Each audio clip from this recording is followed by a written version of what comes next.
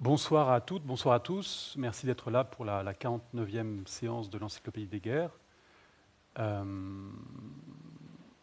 Bon, il faut toujours trouver des choses à dire au début. Là. Déjà dit bonjour, ça c'est bien. J'ai réfléchi à ce que j'avais pu dire, peut-être sur le ton de la boutade la dernière fois, à savoir qu'il m'avait semblé intéressant de peut-être reprendre tout à zéro, de repartir de A. Ça m'avait semblé absurde sur le coup parce que je me disais qu'on était déjà arrivé en 6 ans à la lettre H, au mot héros. Mais au final, puisque je passe mon temps aussi à repartir de plus en plus en arrière, avec les entrées par exemple chaussons, bleu ou contre-épaulette la dernière fois, et là beaucoup de lettres F de nouveau, que oui, il est peut-être pas si absurde d'imaginer repartir tout à fait à zéro, tant qu'à faire. Selon un nouveau protocole qu'il faudrait définir.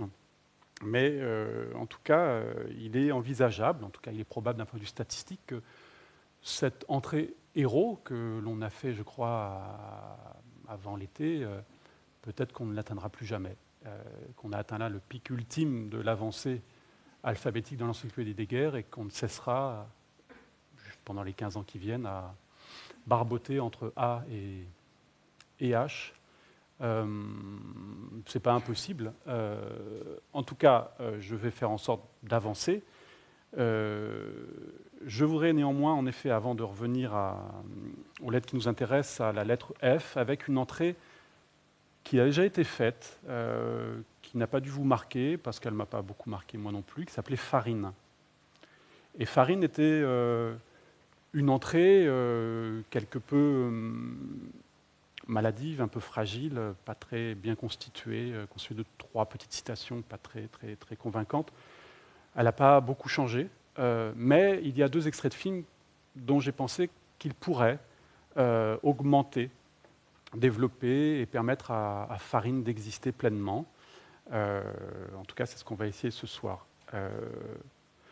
Donc Farine était composée à l'époque de 4 citations précisément. La première était une citation d'Alfred Jarry dans La Dragonne.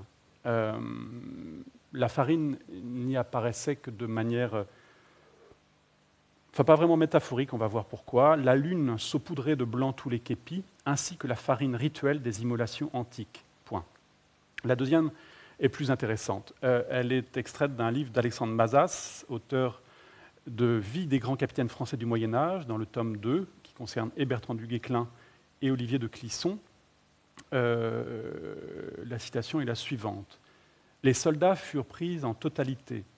Leur commandant supérieur, Pierre de Sailly, s'échappa seul, grâce à la vitesse de son cheval, et si troublé par la frayeur que le banneret arriva tout d'une traite à Nonancourt, couvert d'un sac de farine. Il l'avait pris dans un moulin afin de cacher l'éclat de ses armes.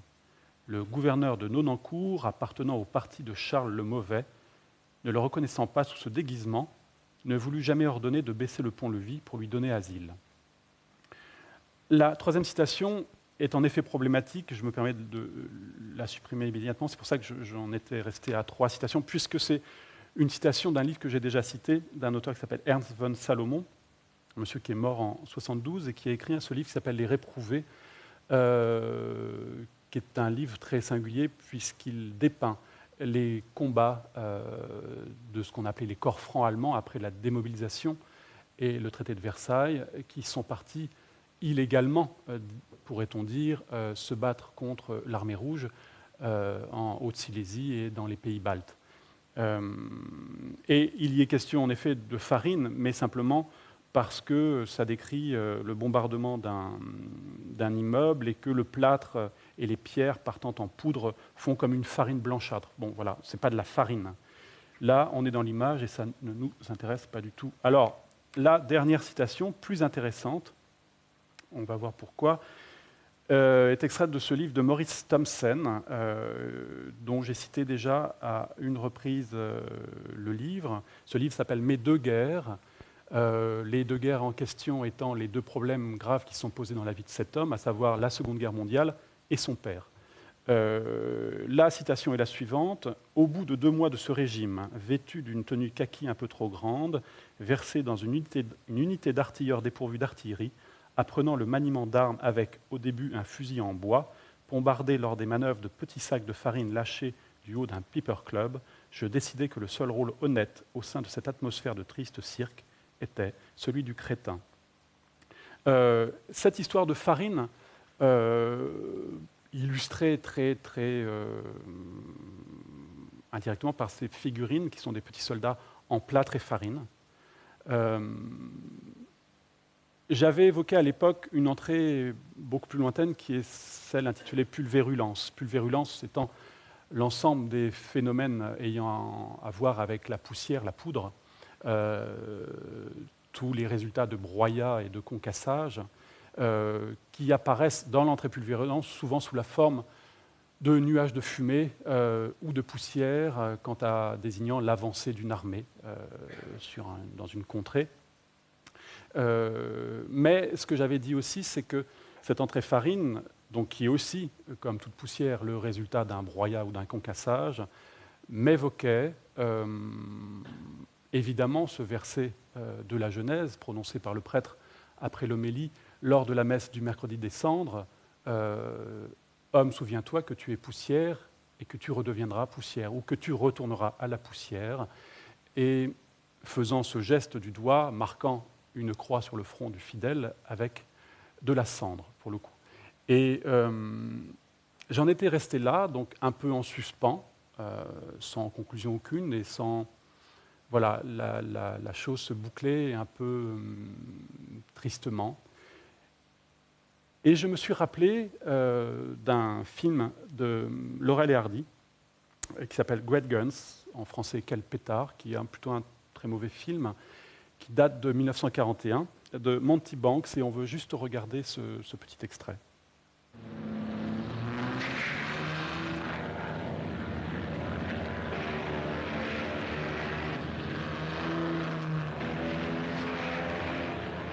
Wait for a scouting party? Well, what are you waiting for? Let them have it.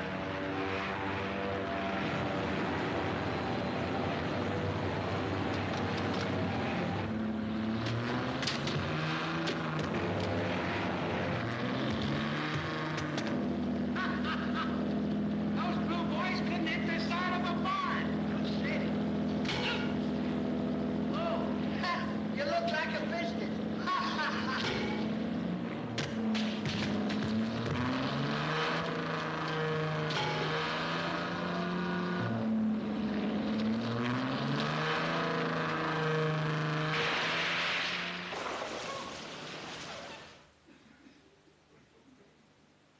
Ça vous fait rire, vous. Donc, c'est 41.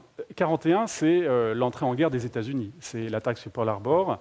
Et c'est une image qui est donnée là de l'état technique, technologique, de l'avancée technologique de l'armée américaine lors de grandes manœuvres. Alors, on est bien d'accord, ce n'est pas un film documentaire, c'est un film burlesque. C'est pour ça que je voulais vous montrer maintenant un autre extrait d'un film d'une autre nature, d'un autre pédigré, qui fait partie de ces films dont j'ai parlé la dernière fois, réunis sous le titre « Why We Fight », « Pourquoi nous nous battons », réalisé par des grands réalisateurs de Hollywood, film commandé par le service des images des armées américaines, pour expliquer à ce pays terriblement isolationniste pourquoi ces jeunes se retrouvent en uniforme à se battre sur des territoires étrangers, qu'ils soient européens ou dans le Pacifique. Et le film en question, ici, il s'appelle « L'Amérique entre en guerre ». C'est un film signé de Frank Capra et de Anatole Litvak. Et on le regarde tout de suite, c'est explicite. We had makeshift supplies, makeshift equipment, stovepipes for cannon, bags of flour for bombs, and trucks were labeled tanks.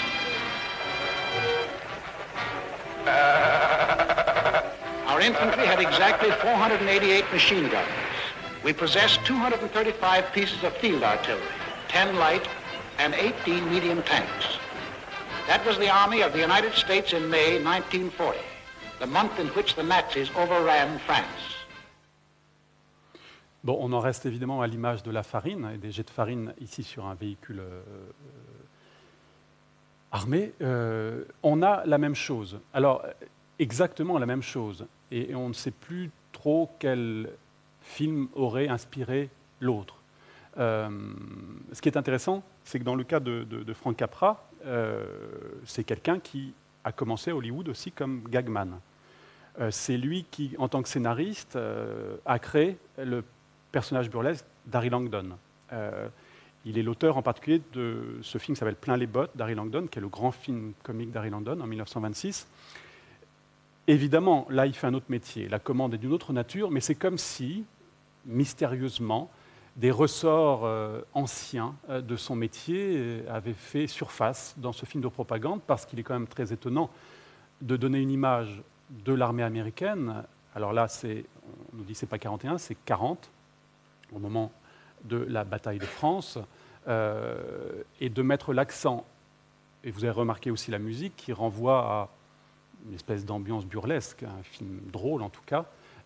On arrive à deux films d'exacte nature, alors que le propos, et encore une fois le pédigré des deux œuvres sont terriblement différents. Il y a une chose à quoi j'ai pensé récemment, mais qui peut-être n'a absolument rien à voir. Vous connaissez peut-être cet auteur qui s'appelait Jacques-Alain Léger, dont je ne pense rien, à part que c'est, je pense, quelqu'un qui tournait très mal à la fin de sa vie, politiquement, idéologiquement, mais je n'ai jamais lu les livres de Jacques-Alain Léger.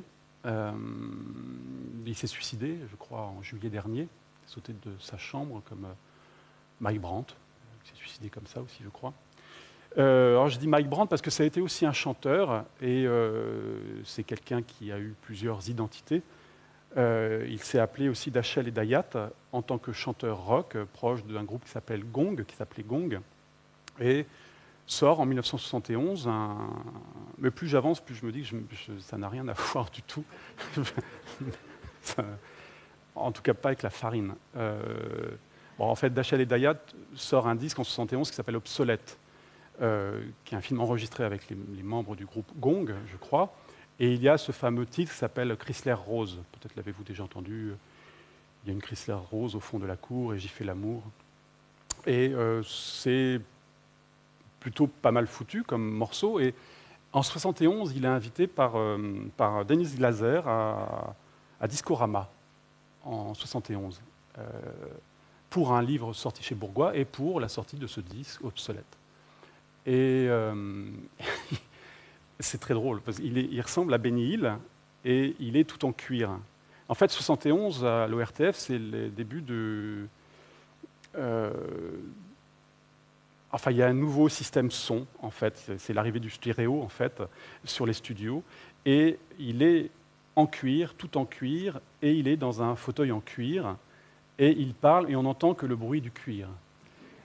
Et je me suis souvenu d'un sketch de Benny Hill. Or, Benny Hill, c'est les mêmes années. Enfin, je pense que le Benny Hill Show, c'est jusqu'aux dans les années 80. Et le sketch est identique. Sauf que dans le cas d'Achel et Dayat, ce n'est pas un sketch a priori, comme le film de Frank Capra n'est pas un sketch a priori. Et le sketch de Benny Hill, c'est lui, en effet, en cuir, dans un fauteuil en cuir, et on entend que ce crissement qui dure un quart d'heure, et c'est très très drôle. Et je me disais, mais ça serait incroyable qu'en effet, Benny Hill aurait vu cette émission de Dennis Glaser et aurait adapté en sketch la venue sur le plateau de Discorama de quelqu'un qui, à l'époque, était vu comme un artiste d'avant-garde et était très courageux de la part de Dennis Glaser, qui était en effet une grande dame de la télévision, d'inviter un tel personnage. Voilà. Et je finis l'histoire pour me rendre compte, en effet, ça n'a rien à voir avec notre affaire de farine, mais qu'il y a ce mystère-là dans les deux extraits, de savoir lequel aurait introduit l'ironie dans l'autre. Donc c'était l'entrée farine. Et pour le coup, je voulais revenir à l'entrée force. Alors l'entrée force, elle est compliquée parce qu'elle est composée essentiellement d'un très long extrait d'un film, parmi ces films dont j'ai parlé tout à l'heure. C'est un extrait de 14 minutes. Alors je sais que des gens étaient là, j'imagine, la dernière fois, donc ils peuvent s'endormir tranquillement, ils l'ont déjà vu. Moi, je tenais à le revoir et à le remontrer parce que ça a suscité pas mal de commentaires. C'est un film, en effet, qui est parmi ceux qui m'ont le plus marqué depuis que je regarde des films de guerre. En 2 mots, je réexplique, et encore une fois, vous pouvez vous endormir dès maintenant pour ceux qui ont déjà vu le... Je voulais refaire l'entrée force pour revoir cet extrait, pour reprendre ce que j'avais pu en dire qui m'avait semblé erroné après coup, et finir par donner mon point de vue sur ce que serait cette entrée force aujourd'hui. Alors c'est vrai que l'encyclopédie des guerres, ça finit par ressembler un petit peu à ça, à ces espèces de litanies enfantines, celle de cheval de course, etc., où je suis toujours amené à repartir de ferme ou de cheval, voilà, donc c'est un peu pénible, mais en même temps, ça fonctionne comme ça. C'est une digestion un peu bovine, répétitive, mécanique et bête, mais je tenais à revenir à force. Donc je redis un mot sur ce film, qui s'appelle Thunderbolt, et qui est signé William Wyler et John Sturges. Et je disais que c'est un film de propagande, pour le coup, dont le sujet est le travail. Je dis le travail parce qu'il y a beaucoup de questions de travail dans ce film, au sens où les soldats y travaillent, c'est leur job, c'est leur boulot. D'une escadrille, la 57e escadrille de l'armée aérienne des États-Unis, basée en Corse, la Corse fraîchement libérée en 1943. Et la mission de ces équipages est de bombarder, non pas tant le front en Italie, puisqu'il y a une ligne qui s'appelle la ligne Gustave ou la ligne d'Hiver, c'est 150 km entre la Méditerranée et l'Adriatique, passant par le mont Cassino, et cette ligne résiste. Les armées américaines qui sont remontées de la Sicile n'ont pas eu à libérer Naples, parce que, comme vous savez, Naples s'est libérée seule en 4 jours de soulèvement, mais l'avancée est bloquée sur cette ligne-là, et il s'agit pour ces équipages, partant du nord, donc de la Corse, non pas de bombarder le front et cette ligne défensive, mais de faire disparaître systématiquement tous les moyens de ravitaillement en munitions, en vivres de cette ligne-là, donc venant du nord, ce qui veut dire les routes, les ponts, les voies ferroviaires. Et c'est un travail, pour le coup, qui sera payant, puisque, en effet, en mai 1944, Monte Cassino sera pris par le 2e corps polonais, et là, ça renvoie à cette grande victoire de l'armée polonaise, et je me souviens de cette entrée clairon où l'on voyait un clairon de l'armée polonaise souffler, jouer le hejnal, cette fameuse air polonais traditionnel et national, avec cette note suspendue à la fin. Voilà, excusez-moi. Voilà. Et en tout cas, Thunderbolt est donc un film qui est censé montrer la puissance en action de l'Amérique, 3 ans après ces images pathétiques de l'entraînement avec des bouts de bois et des sacs de farine. Et ce qui se passe, ou ce qui s'y passe, ou en tout cas ce qu'on y voit, est d'une autre nature. Et je précise, et je l'avais dit la dernière fois, que ce film, filmé en 1944, ne sera fini, monté qu'en 1947, donc trop tard, après coup, comme si l'enjeu en termes de propagande n'était plus d'actualité. On regarde ces 14 minutes et on revient tout à l'heure sur cette entrée force.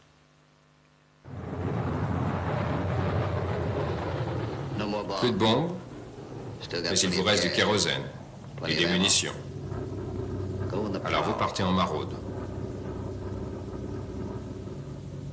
La tension baisse dans le cockpit. Quelle proie allez-vous bien dénicher?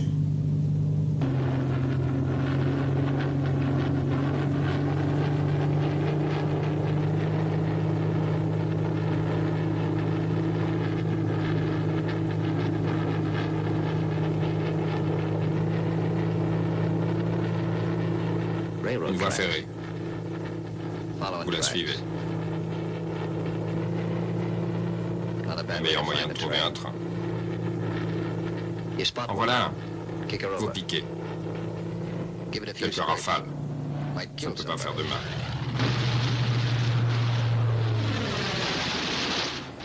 Mais d'abord la locomotive, pour immobiliser le convoi. Et maintenant les wagons de marchandises. Vous êtes 12 et tout le monde veut faire son carton. Alors vous faites plusieurs passages.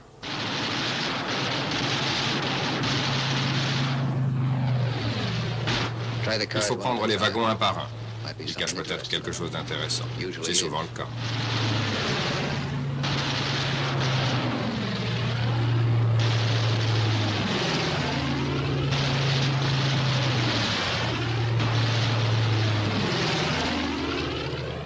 Un joli feu d'artifice. Encore un passage, pour plus de sûreté.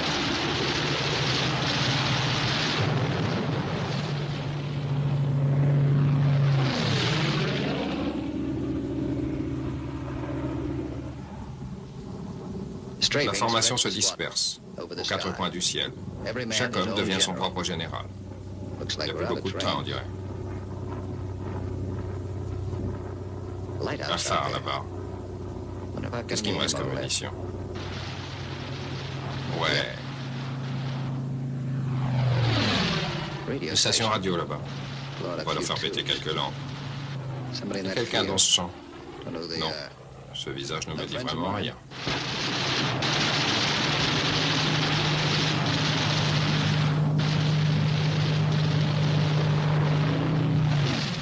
Il y a des véhicules militaires garés dans cette cour de ferme. Et d'autres encore derrière, sûrement un QG. Plutôt suspect ces maisons. Est-ce qu'elles peuvent bien cacher? Celle-là rien. Celle-là non plus.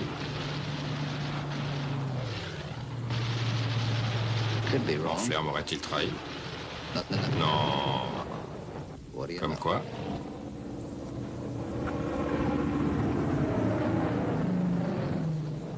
Retour à la base. Pas de comité d'accueil pour l'escadrille 6-5. La 6-6 s'apprête à décoller.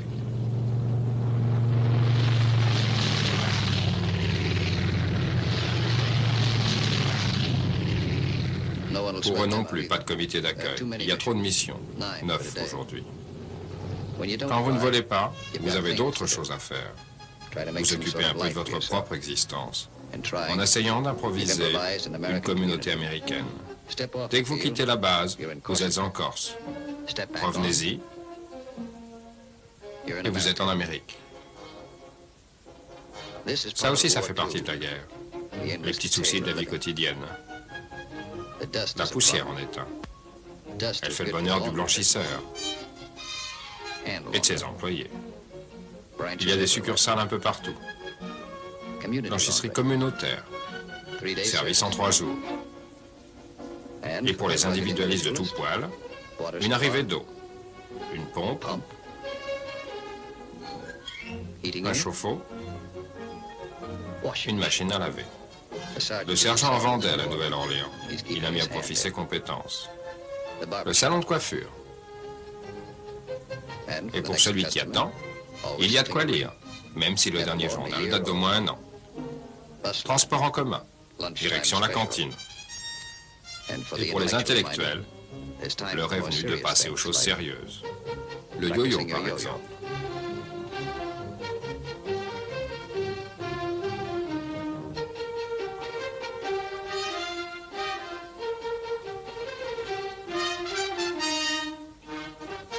Si vous avez besoin de quelque chose, ne le demandez pas.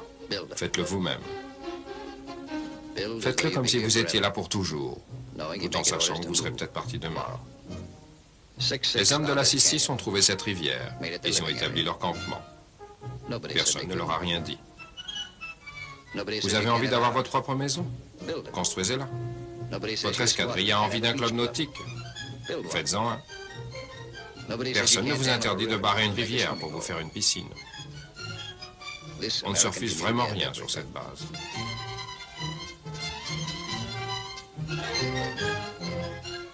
Une fois de retour, le devoir accompli, vous essayez de vous détendre et de prendre un peu de bon temps.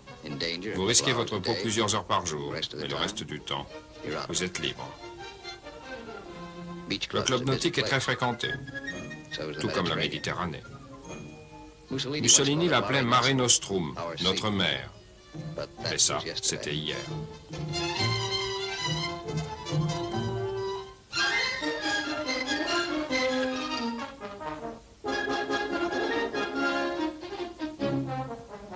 Les plaisanciers. Un vieux bidon, quelques planches, et vous avez un véritable yacht. Les mécanos récupèrent des pièces. Quand je dis récupérer, c'est un euphémisme. Ils récupèrent des pièces sur des épaves d'avions allemands, sur des voitures italiennes. D'un vieux parachute, ils font une voile. Ils n'utilisent que des matériaux de première qualité. Et si le club reçoit quelques rations de bière supplémentaires, vous les buvez. Et voilà ce que ça donne.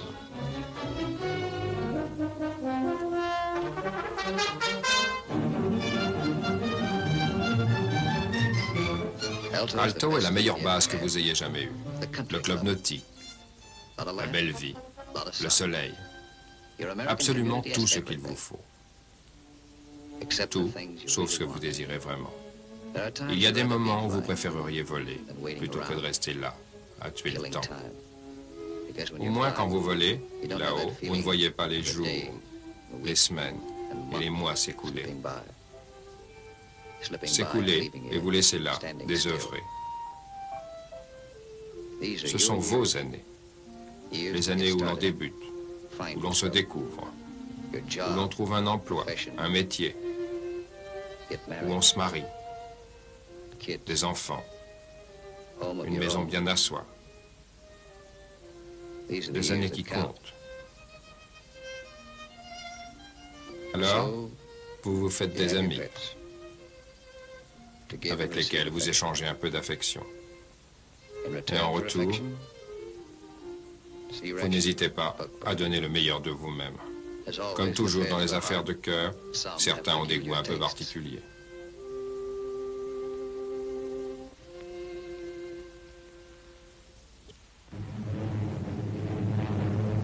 L'escadrille 6-6 vient de décoller. L'escadrille 6-5 rentre à la base. Les deux formations se croisent, l'espace de quelques secondes.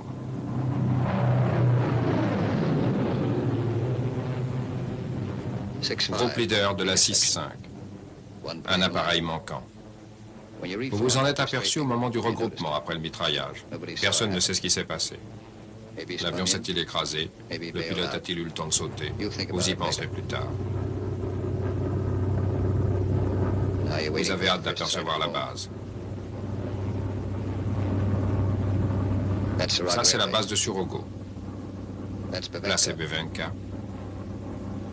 Vous y êtes presque. Alto, c'est la prochaine à gauche, 3 champs plus loin. Restez en formation serrée. Quand vous survolez les autres bases, vous voulez faire bonne impression. Épatez les copains.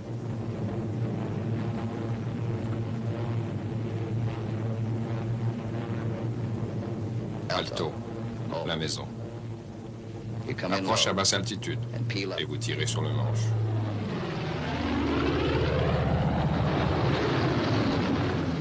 Vous tirez pour réduire la vitesse et mettre une vingtaine de secondes entre chaque avion avant d'atterrir. La deuxième et la troisième vague dépassent le terrain. Ils reviendront quand la première vague sera posée.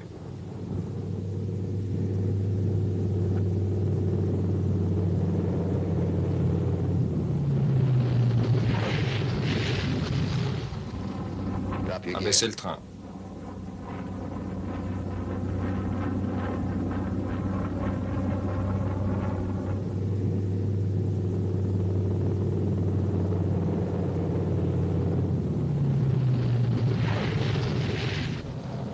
La deuxième vague remonte. La troisième vague va continuer à tourner au-dessus du terrain. C'est le seul moment où les rampants peuvent voir évoluer les appareils. Alors vous essayez de leur faire plaisir. Parfois on est fatigué et on rate son atterrissage.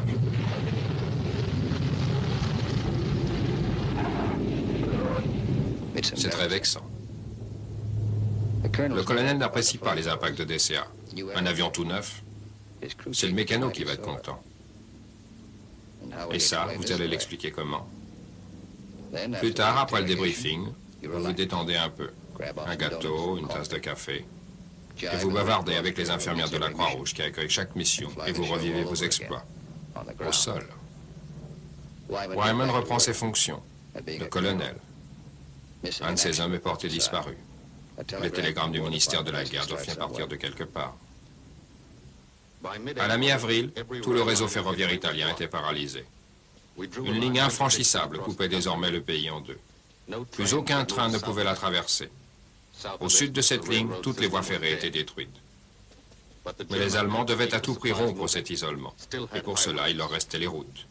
Ils ont donc pris les routes. Et nous aussi. Voici ce que les Allemands redoutent le plus. On les comprend. C'est comme ça que Rommel a fini. Et beaucoup d'autres après lui.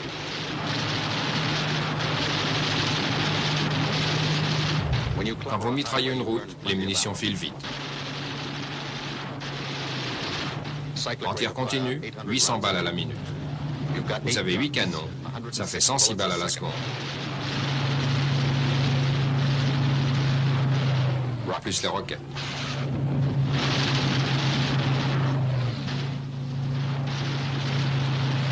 Vous ne détruisez pas seulement des camions. Vous détruisez des munitions qui auraient pu être utilisées contre la 5e armée.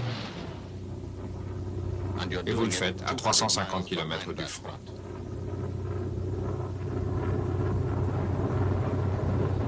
Au cours des semaines suivantes, les va-et-vient entre la Corse et l'Italie sont devenus une véritable routine.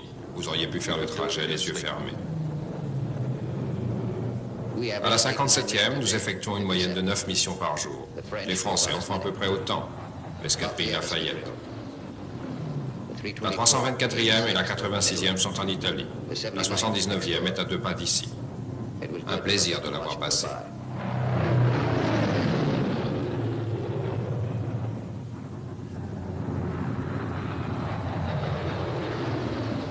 Mais il y a le reste. Il y a ces colonnes de fumée. On ne sait jamais d'où elles vont surgir. Ce brasier, c'est un P-47 qui s'est écrasé. Il y a un homme à l'intérieur. Quand ils sont dans cet état, il n'y a rien à faire. Sinon les laisser brûler et attendre que les munitions explosent. Continuer à atterrir, il le faut. Il n'y a pas de place pour se garer là-haut. Que s'est-il passé? Panne de moteur, pendant une fraction de seconde, à 200 mètres de la piste, à 200 mètres de la base. Un éclat d'obus dans le moteur. On ne le saura jamais. Tout ce qu'on sait, c'est que pour certains, la guerre coûte cher. Vous aimeriez que les gens au pays le sachent. Donc, il est important de rappeler, pour ceux qui n'étaient pas là, ce qu'on avait pu dire la dernière fois, du sentiment étrange que produit, je ne sais pas si c'est le cas chez tout le monde, cet extrait de film, qui est un extrait d'un film plus long, de 45 minutes, qui est censé être un hommage rendu aussi à une machine de guerre, le Thunderbolt, puisque ce film porte le nom de cet avion que l'on aperçoit, le P-47, c'est son nom, dit Thunderbolt, qui est en effet un objet qui aurait suffi à lui-même pour faire un film, pour rendre grâce, pour rendre justice à la puissance américaine d'un point de vue technique à l'époque. C'est un monstre, en effet.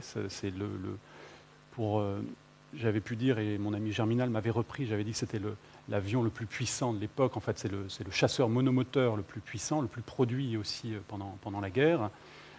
Il a servi d'ailleurs quelques années plus tard en Algérie, côté français. Et c'est un monstre dans le sens où c'est une machine qui pèse 8 tonnes, qui mesure 4,30 m, qui a 12 mètres d'envergure, qui emporte 8 canons.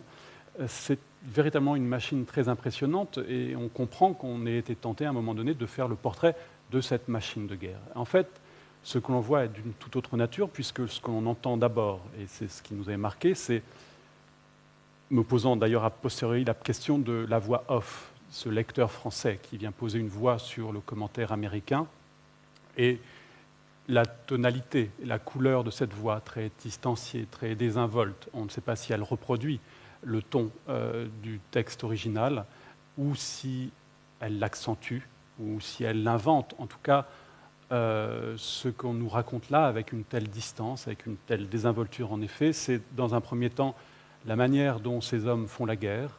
Il est dit à un moment donné que chacun devient son général, et puis il s'agit de gaspiller les munitions qu'il reste avant de rentrer sur le terrain. Et donc on se met à canarder un phare, on se met à canarder des maisons, on tire sur des moutons dans les champs. C'est très étrange, c'est très étrange. Et puis cet épisode très particulier sur l'ennui, ces jeunes gens qui sont là et qui évidemment seraient mieux ailleurs, à faire des familles, à fonder des familles, et c'est assez long, et puis cela finit sur quelque chose de tout à fait inédit, d'exceptionnel dans un film dit de propagande, où l'on voit non seulement un cadavre du côté ami, mais un corps carbonisé. Ce sont des choses qu'on ne montre pas normalement, et on comprend pourquoi. Et en voyant ce film, j'avais songé à une sous-entrée de cette entrée force, puisque force était une manière d'envisager cette notion, ce nom-là qui est d'un usage très pratique pour l'étude de la physique newtonienne, cette idée de comment on déplace des corps, même si cette physique est dépassée, en tout cas elle est d'un usage facile pour les amateurs comme nous, comme moi. Je ne parle pas de mon ami Jean-Pierre Bibring qui est là, qui va me reprendre évidemment. Mais en tout cas, cette notion de force nous permet d'imaginer très facilement ce qu'est une accélération, ce qu'est un choc, ce qu'est un vecteur. Donc c'est très simple, peut-être simpliste, mais c'est très simple. Et c'est vrai qu'à la guerre ou dans l'armée, on utilise ce terme de force. Une force, une action contre la force ennemie. Donc on est dans le domaine de la physique. Là, la sous-entrée qui s'était proposée à moi, c'était celle du pessimisme de la force. Et j'étais reparti, j'avais fait déjà usage de la naissance de la tragédie de Nietzsche pour parler de la castramétation, la science des camps militaires. Et là, il m'était revenu à l'esprit que la première réédition du livre de Nietzsche dans les années 1882, donc une dizaine d'années après l'édition originale, avait un sous-titre qui s'appelait « Hellénisme et pessimisme ». Et ce qui était relevé là, pointé là par Nietzsche, précisé là par ce sous-titre, c'était en effet cette étrange chose qu'un peuple si serein et si conscient de sa puissance ait eu besoin de se donner en spectacle l'horreur, la tragédie pour le coup, sous ses formes les plus outrancières et les plus définitives. Et évidemment, c'était Échille et Sophocle, et Nietzsche dit en effet avec Euripide, la chose disparaît, et c'est avec Wagner, selon lui, que cette tragédie pouvait être rejouée, retrouvée. Et parce qu'avec Euripide, il y avait, pointant à l'horizon, l'hypothèse d'un optimisme, cette idée d'un idéal possible que ne pouvait envisager la tragédie. Et donc, il y avait dans ce film-là ce pessimisme de la force en images, me semble-t-il. Ça me semblait illustrer parfaitement ce que j'ai cru comprendre de ce qu'indiquait Nietzsche quant à la naissance de la tragédie. Cette idée que ce peuple américain, qui aurait pu être comparé à une autre époque à ce peuple hellène, avait besoin de cette tragédie. Et j'en étais resté là, un peu pas vraiment content de moi, parce que j'avais pris un autre exemple, alors qui relève encore de la physique. J'ai pris l'exemple du trou noir, mais j'explique toujours mal le trou noir. C'était d'un corps qui est soumis ou qui a un champ gravitationnel extrêmement intense et qui capte toutes les lumières, toutes les ondes, toutes les, voilà, et ne réverbère et ne renvoie absolument rien. Et que cette force-là, ce champ gravitationnel de la puissance américaine en 1944, devenait un trou noir, entraînant ces hommes eux-mêmes dans ce pessimisme et les transformant de combattants en combattus. Et là, on revient à cette entrée qui, moi, m'avait intéressé, qui s'appelait « Combattu », et qui partait d'ailleurs d'un passage fameux de l'Anabase de Xénophon, lorsque Xénophon et les 13 600 mercenaires grecs qui sont partis en Perse se battre aux côtés de Cyrus, fils de Darius II, et qui s'oppose là pour le trône et la couronne à son frère, à la bataille de Cunaxa, c'est 401 avant Jésus-Christ, et la bataille commence, et Cyrus est mortellement touché dès les débuts de la bataille d'un javelot qui lui transperce un des yeux, et les 13 600 mercenaires grecs, dont Xénophon fait partie, se retrouvent dans un tel désarroi, puisqu'ils n'ont plus de commanditaires, ils se retrouvent dans un pays qui n'est pas le leur. L'enjeu pour eux qui était la guerre n'aura plus lieu, et leurs généraux ont été décimés, sacrifiés par les Perses lors d'un dîner où ils ont été trucidés par surprise. Et ils sont là, autour des feux de camp, ne désirant plus manger, ne désirant plus dormir, accablés par le doute, le désarroi, pensant à leur famille.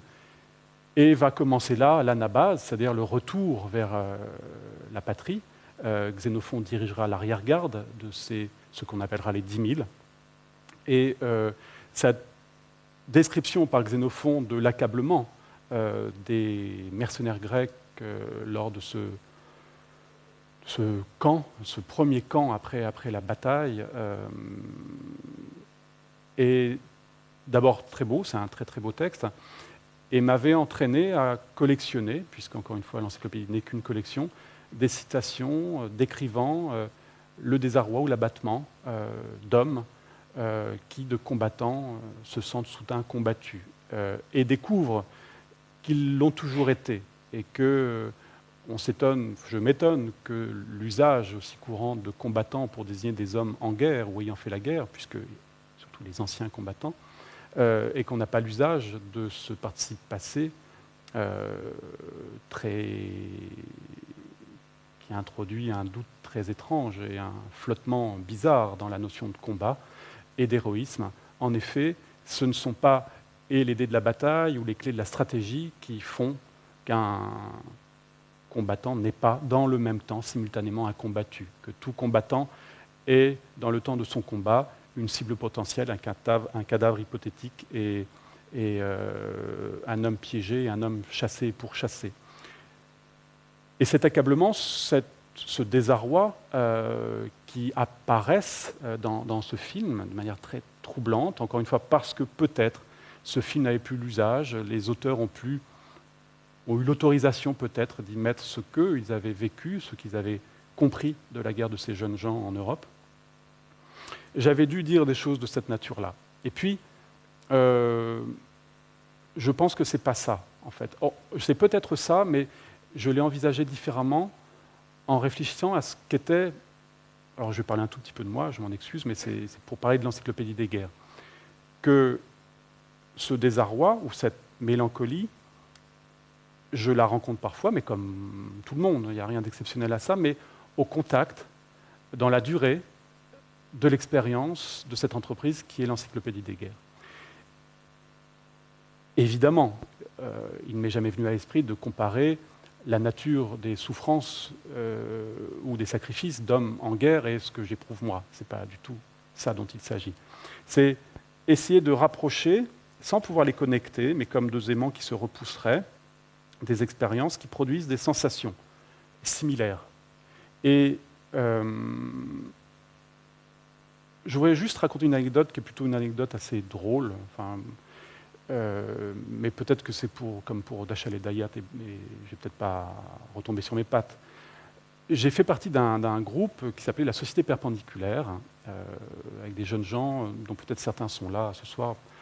Je pense à Nicolas Bourriaud, Christophe Duchâtelet, Laurent Quintreau, Christophe Kim, quand on s'est rencontrés à la fac à Poitiers en 1984, et puis voilà, on a constitué cette espèce de loge maçonnique absurde, et on s'intéressait à plein de choses, comme tous les jeunes gens, et on écrivait ensemble les aventures d'un personnage qui s'appelait Maurice, ça s'appelait Les Chants de Maurice.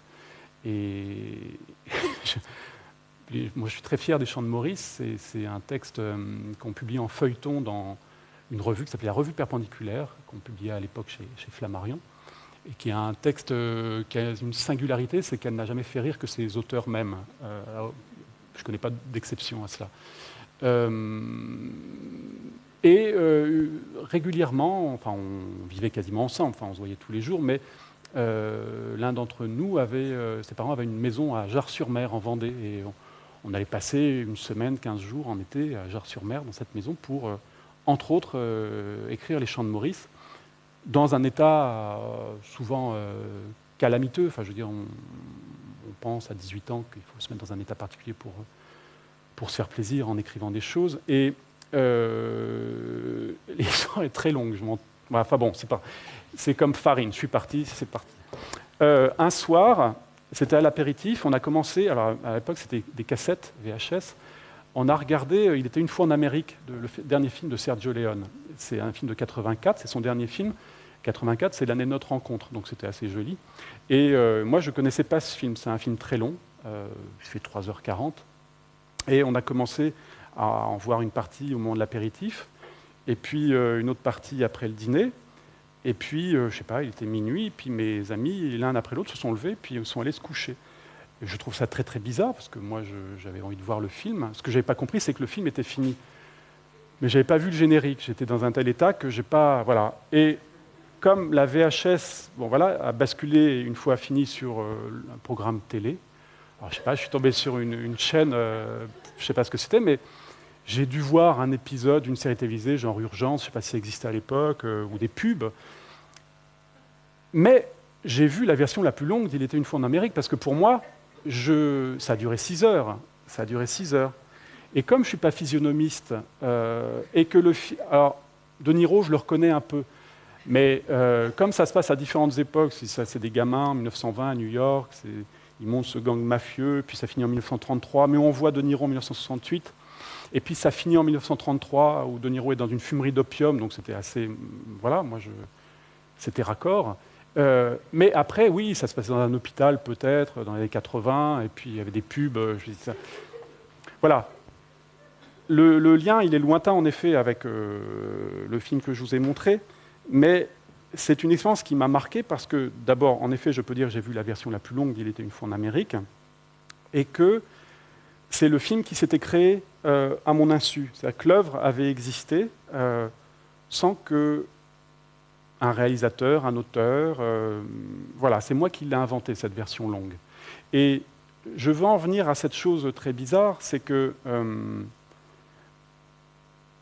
le désarroi dont il est question là est lié au moment où, pour une raison ou pour une autre, à la guerre ou pas à la guerre, dans nos vies, nous avons l'impression d'être dépossédés de notre force, de l'usage de cette force.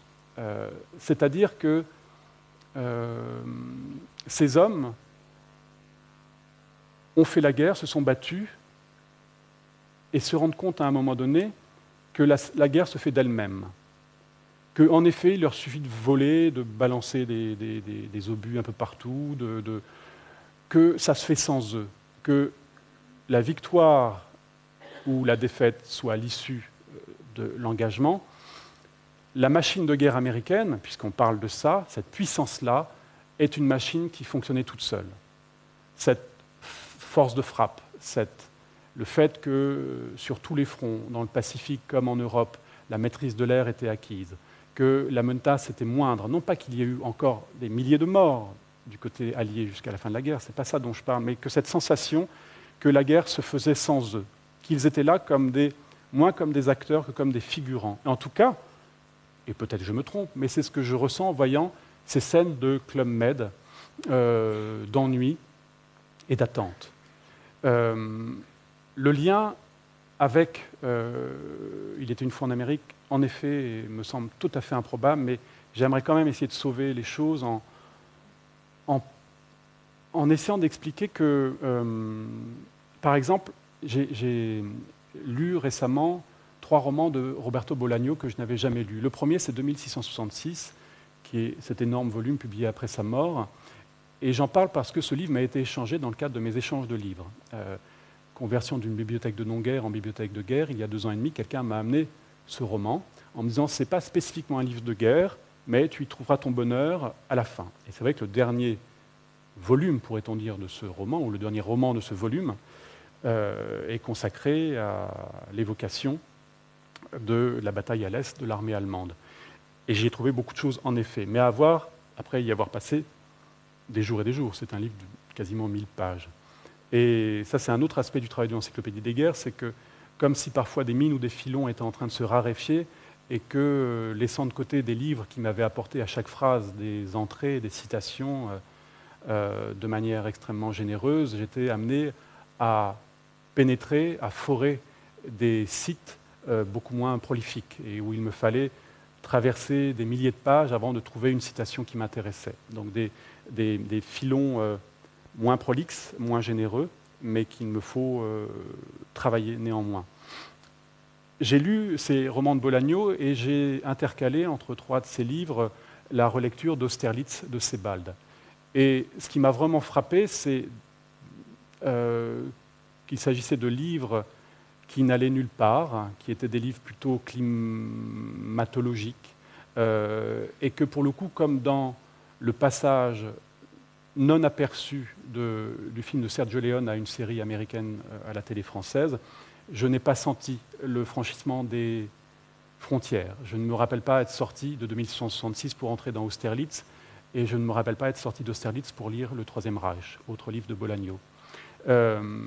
Et que d'une certaine manière, j'ai inventé un autre livre, qui aurait été le composite, l'amalgame, la concaténation de ces livres-là, qui était disponible pour en faire un autre. Et j'en viens en effet à l'expérience de l'Encyclopédie des guerres, où, et je l'ai déjà dit, mais je le ressens très fortement, d'autant plus aujourd'hui, que cette chose est en mouvement d'elle-même, que j'en ai initié les protocoles, qui sont plus extrêmement... Oui, ce sont des protocoles, une épistémologie totalement hérétique, mais qui fonctionnent. Elles fonctionnent parce que, encore une fois, c'est juste un travail bête de collection et de restitution d'une collection. Et donc cette chose, elle marche extrêmement mécaniquement. Et que, comme ces soldats qui font la guerre en sentant qu'ils sont dépossédés de la guerre, que ce ne c'est peut-être plus eux qui la font, j'ai exactement la même sensation. Et ce désarroi, et ça m'amène loin, et en même temps ça ne me permet pas de préciser ce sentiment-là, parce que ce n'est pas du désarroi, ce n'est pas de la mélancolie, ce n'est pas du pessimisme, c'est ce sentiment d'être un combattu. En fait, pour le coup, c'est le mot qui me convient le mieux, d'être un combattu dans l'aventure de l'Encyclopédie des guerres, alors qu'on continue à fantasmer très naturellement l'idée d'un engagement dans une œuvre d'art, quand on écrit un livre, quand on fait l'Encyclopédie des guerres, quand on fait un film. Cette idée de la figure d'Achille n'est pas du tout d'actualité. En fait, ce n'est pas du tout ça dont il s'agit. Il y a l'idée, à un moment donné, de suivre, cette idée de suivre, comme les mercenaires vont suivre leurs officiers pour regagner leur pays, cette idée de, oui, on chemine, on accompagne, on est porté. Comme ces soldats sont portés par le flux de la guerre, j'ai l'impression de ne rien diriger du tout. Et que même ces retours en arrière, dont je suis le seul décideur, certes, mais c'est à chaque fois pour des raisons que je ne suis pas à même d'expliciter. Voilà, c'est un parcours un peu long pour arriver à quelque chose qui n'est pas satisfaisant. Je m'interdirais peut-être de revenir systématiquement à Pessimiste de la Force pendant les 10 années qui viennent pour ne pas m'embourber davantage, mais voilà. L'entrée qui suit est une entrée aussi qui a déjà été faite il y a longtemps. Enfin, Karine prétend qu'on l'a faite la dernière fois, mais je ne m'en souviens plus. C'est une entrée qui s'appelle Guy Mistel. Je vais vous lire... certains s'en souviendront peut-être. Je lis l'extrait d'une revue qui s'appelle Histoire de guerre, numéro 45, mars 2004. Un article d'un monsieur qui s'appelle Fabien Reberac, un article qui s'appelle Mistel au combat. Cherchant une solution pour transporter le courrier par les airs sur le long trajet non-stop entre l'Angleterre et les États-Unis, le major britannique Robert Mayo a l'idée d'un avion portant un autre avion, avant de le libérer pour le laisser terminer seul son voyage. Le composant inférieur servant de réservoir de carburant au composant supérieur. ce dernier voit son autonomie substantiellement accrue. C'est ainsi que Maillot conçoit le premier composite formé d'un hydravion Short S-20 sur un gros hydravion à coque Short 21, qui vole pour la première fois en janvier 1938. Cette même idée, le professeur Hugo Junkers l'avait eue en Allemagne dès juillet 1927 sans la mettre en œuvre. Il faut attendre la guerre pour qu'elle soit reprise en 1942 par Fritz Stammer. Il conçoit un composite formé d'un Klemm KL-35, surmontant un planeur DFS 230, qui vole en septembre, avec pour but d'utiliser ce concept pour faire parvenir par planeur du ravitaillement à la 6e armée à Stalingrad. Le mois suivant, le composite vole avec un Focke-Wulf 56 plus puissant, en élément haut. Pour accroître encore l'autonomie du composite, les essais se poursuivent par un Messerschmitt 109. Ah non, ça c'est Focke-Wulf 190, sur un Junker 88, que vous avez reconnu, bien évidemment. Les essais se poursuivent avec un Messerschmitt 109 à partir de juin 1943. De son côté, le capitaine Siegfried Holzbauer, chef pilote chez Junkers à Dessau, avait lui aussi repris l'idée dès décembre 1941, mais dans un but plus offensif. Le composant inférieur devant être chargé d'explosifs pour être précipité sur une cible. Ainsi naît le véritable concept de Mistel, en allemand, Guy.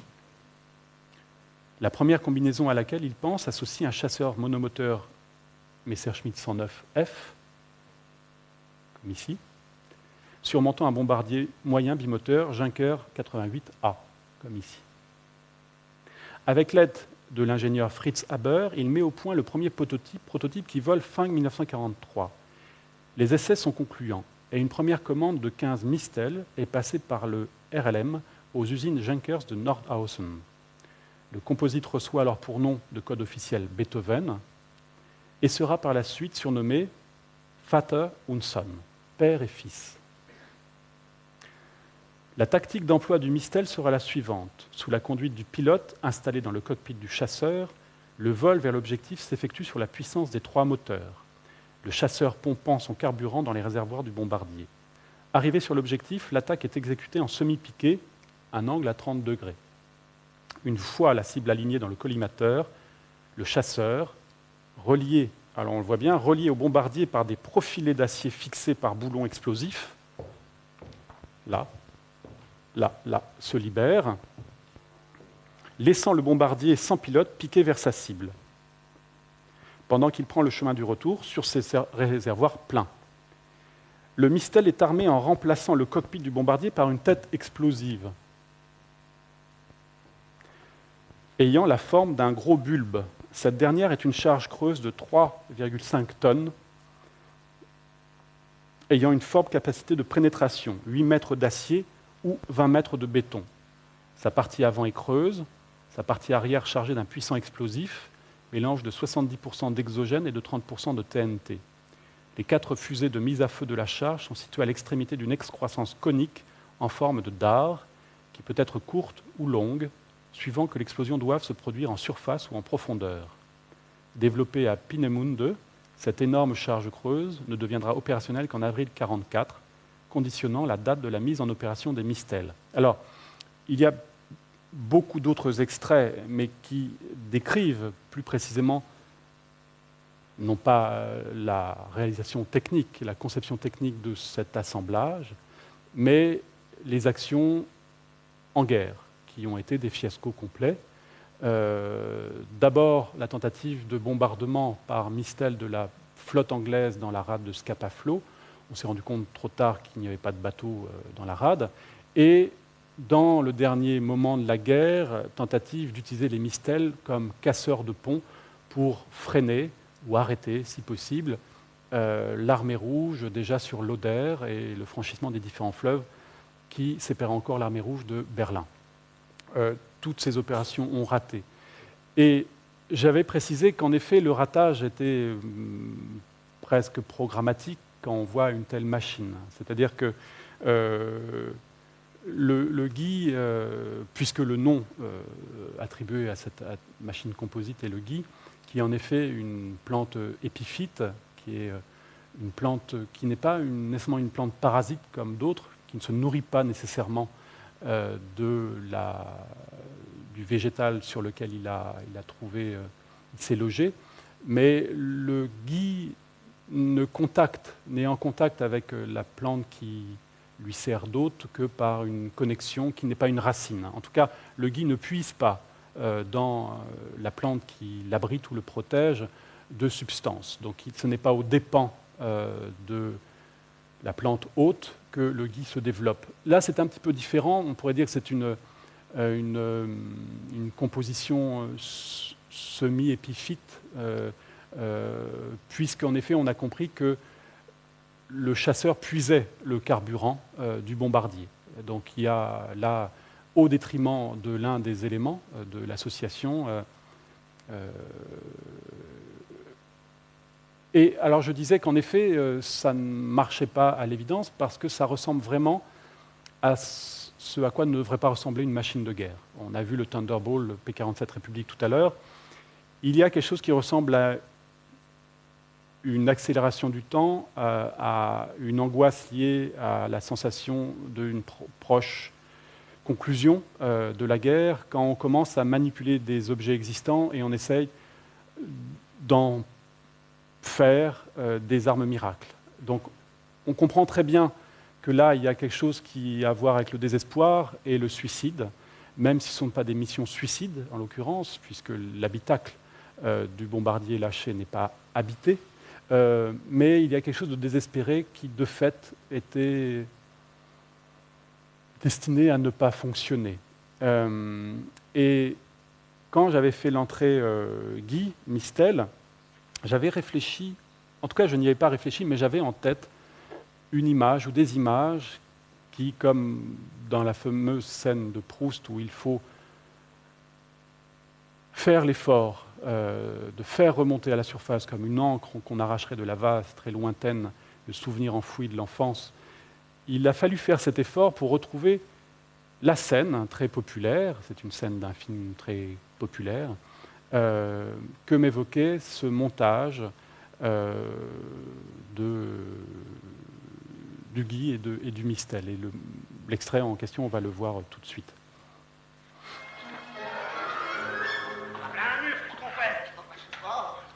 Ils ne savent pas où ils vont. Ils sont là, Allons. Tenez pour les deux, j'escalade et je les récupère de l'autre côté. Ils vont mordre, mais ils peuvent pas, ils sont de l'autre côté. Ne bougez pas, hein. Alors, qu'est-ce que vous faites? Voilà. Allez, grimpez sur le mur. Oh, mais dites donc, celui-là, hein.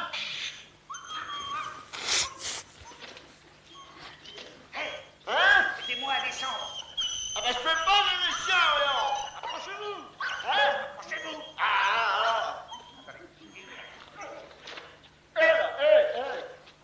Arrêtez. Pourquoi voulez-vous les faire arrêter? Pour vous descendre, pardi. On est très bien comme ça. Mais dites donc, vous ne croyez tout de même pas que je vais vous trimballer sur mon dos? Alors, ne perdons pas de temps, madame. Allez, en avant, alors. Ça fait 3 fois que vous faites ça. Mes souliers, mon vélo. Oui, qu'est-ce que c'est? Allez, un peu sur votre gauche, ça va. Hein? Vous croyez que c'est par là? Oui. Ah, très bien.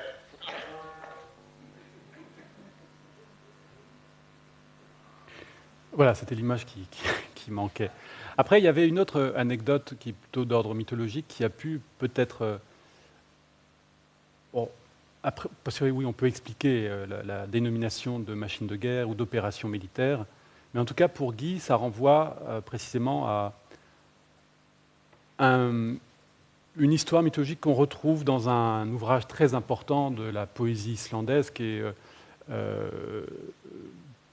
a commencé à être rédigé en 1220, qui s'appelle l'Edda de Snorri. L'Edda de Snorri n'est pas une épopée, ce n'est pas une chanson de geste, c'est un ouvrage composite lui aussi, c'est un Guy, un mistel, un mystère aussi dans le sens où c'est à la fois un manuel de poésie traditionnelle nordique, poésie dite skaldique, avec les recettes métriques, les recettes, comment se produit cette littérature-là, mais aussi, dans le même temps, simultanément, un énorme dictionnaire assez exhaustif des mythologies nordiques. Et on y trouve, donc dès 1220, l'évocation d'une légende qui concerne un dieu, un demi-dieu en tout cas, qui s'appelle Baldr, B-A-L-D-R, qui s'apparente d'une certaine manière à une sorte d'Achille, parce que sa mère, dont j'ai oublié le nom, est une sorte de Thétis, dans le sens où elle décide de protéger son fils de tous les coups, de le rendre donc immortel, non pas en le trempant dans un fleuve, en le tenant par le talon, mais cette mère s'adresse à toutes les entités existantes, à toutes les entités de la création, êtres vivants comme êtres inanimés, et s'adresse aux cailloux, et à la vague, et aux algues, et aux nuages, et aux arbres, et aux hommes, et leur dit, un à un, ne faites pas de mal à mon fils. Mais elle oublie le gui. Elle oublie le gui parce qu'elle l'oublie, ou parce que cette chose-là, végétale, lui semble translucide et tellement mignonne, et tellement pas liée au combat et à la menace d'une mort, qu'elle ne s'adresse pas au gui. Et un dieu malin, dont j'ai oublié le nom aussi, jette un bouquet de gui à la face de Baldr, et il meurt de ce jet de gui en pleine face. Je ne sais pas si c'était dans l'esprit des concepteurs de ces équipages bizarres, ou simplement ça désignait en effet la construction de cette machine que l'on vient de voir. Alors, après Mistel et Guy, il y a une entrée assez merveilleuse, parce qu'il me semble que c'est l'entrée à laquelle on devrait être depuis longtemps, qui est l'entrée heureux. Et nous le sommes donc. Heureux. Oui, heureux, il y a une chose, il y a une image dont je ne connais pas l'origine. Des gens heureux. Enfin, le sourire de cette femme en témoignerait presque. Je ne sais pas où ça ressemble à une ville allemande. Enfin, je ne sais pas, c'est la casquette et les bottes de l'homme qui me font penser que c'est peut-être une ville allemande détruite, où il s'agirait simplement de bricoler un fond, un panorama très artificiel pour rendre le sourire à cette femme et rendre la vie de nouveau possible, donc la possibilité d'un bonheur à venir. C'est une image assez troublante, assez belle et pathétique aussi. Et heureux est composé d'une citation de Shakespeare dans Titus Andronicus, cette pièce terriblement sanglante.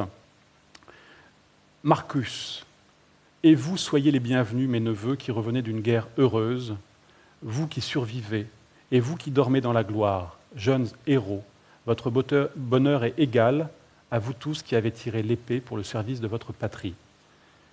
Et l'autre chose qui constitue l'entrée heureuse, c'est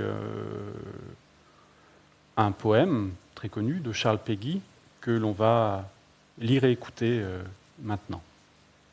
Les épis mûrs.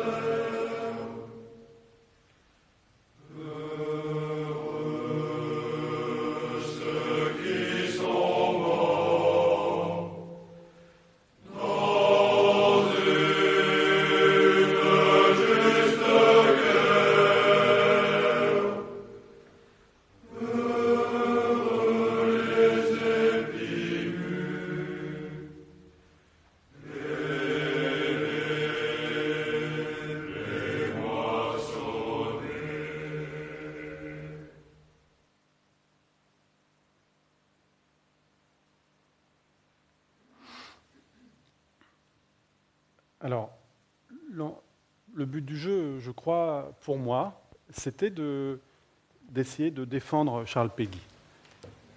C'est-à-dire que comment peut-on écrire ces choses-là, ces phrases étant inattaquables d'un point de vue littéraire, c'est pas ça dont il s'agit.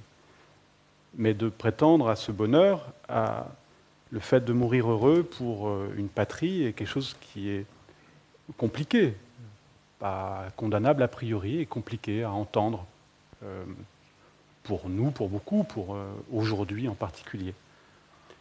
Défendre Péguy parce que il en était question la dernière fois, je me rendais compte aussi, en parlant de ce livre que j'avais acheté avec mon père sur les quais de Seine en 1978, qu'il s'agissait tout autant de comprendre à quel moment j'étais entré dans la guerre et à quel moment j'étais entré dans la littérature, en tant que lecteur, en tant qu'amateur, en tant que... Et un souvenir très important pour moi, c'est un disque que je n'ai plus, que je n'ai jamais eu, puisqu'il appartenait à mon père, un vinyle.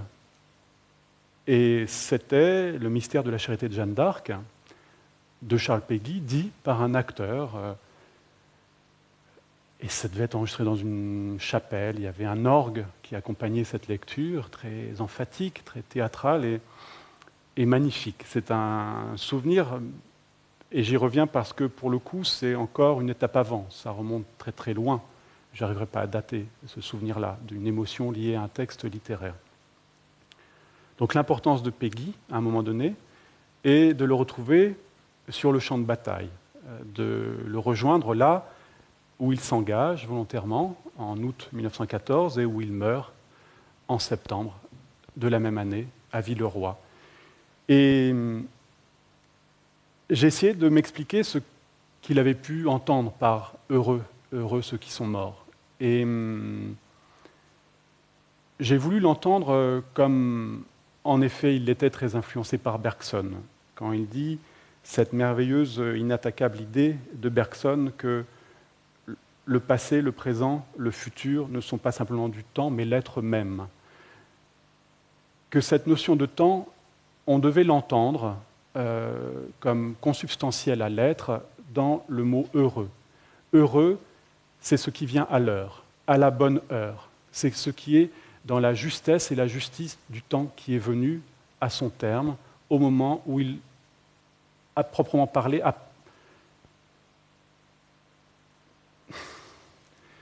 C'est pas ça.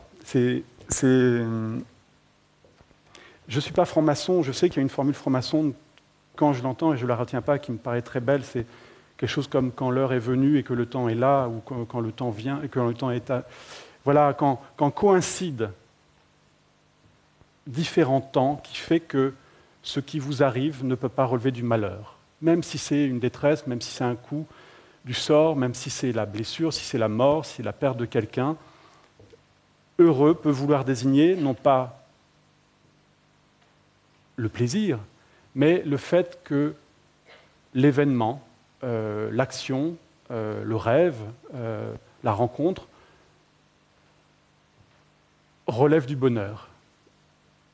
C'est peut-être le bonheur de ne pas avoir vécu quelque chose de pire, qui aurait pu être catastrophique. À la bonheur, c'est exactement comme cela que je vois et que j'entends la mort de Charles Péguy.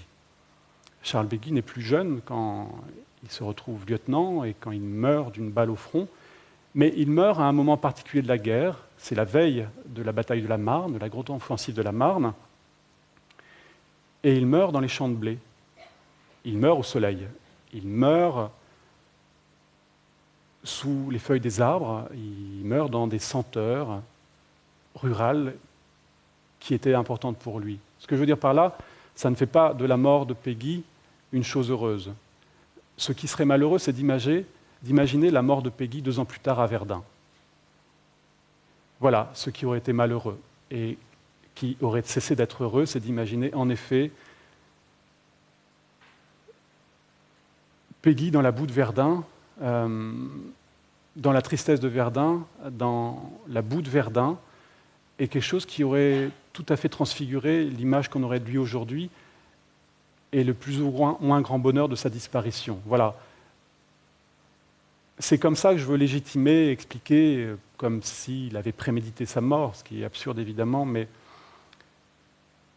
qu'on peut comprendre ce qu'il ait pu vouloir dire, même si ce texte est nourri d'un, non pas vraiment de patriotisme, parce que pour le coup, la France n'y est pas mise en avant, il parle des combattants en général, qui sont aussi des combattus. Mais en tout cas, c'est ça que j'ai voulu entendre, peut-être en forçant un peu les choses, mais c'est que la mort peut-être, selon ce point de vue, uniquement ce point de vue, et encore une fois en y mettant d'énormes guillemets, une chose heureuse, quand elle arrive au moment qui est le sien, un moment qui est favorable, un moment qui est juste. Et c'est cela qu'on entend dans heureux, puisque heureux, c'est une chose qui arrive sous de bons auspices, et que la mort est une chose comme une autre, un événement comme un autre. Et de ce point de vue-là, je peux non pas le comprendre, mais l'entendre. La mort heureuse de Peggy dans les champs de blé en août 1914. En septembre, pardon.